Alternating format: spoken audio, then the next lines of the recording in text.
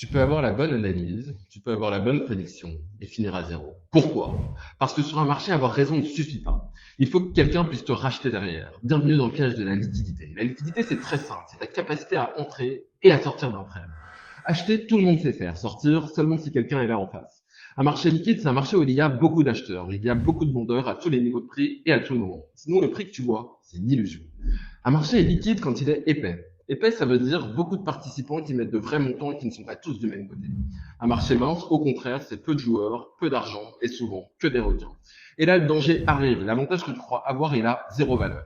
Prenons le cas de la qualification de Formule 1.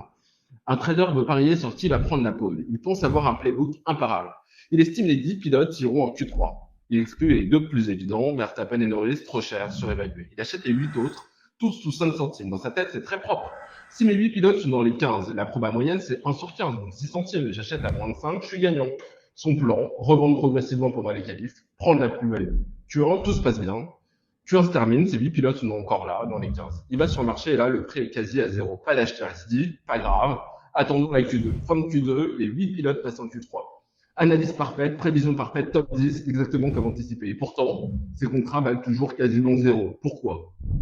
Parce que toute la demande est aspirée par Verstappen et Norris. Personne ne veut des 8 autres. Ou alors, à bien moins que ces 5 centimes d'achat. Il a acheté, mais en face, il n'y a personne. Il a négligé la liquidité. Finalement, un des 8 pilotes, Leclerc, fait une pole provisoire pendant quelques secondes. Réflexe éclair, il vend à 50 centimes, il finit positif. Mais soyons clairs, c'était de la chance, pas du skill. Fondamentalement, sa position était morte, illiquide, car abordable. Donc retiens ça. Un bon trade, ce n'est pas seulement avoir raison, c'est être sûr aussi que quelqu'un pourra te racheter derrière. La liquidité, c'est pas un détail technique, c'est la condition pour transformer une bonne idée en argent réel.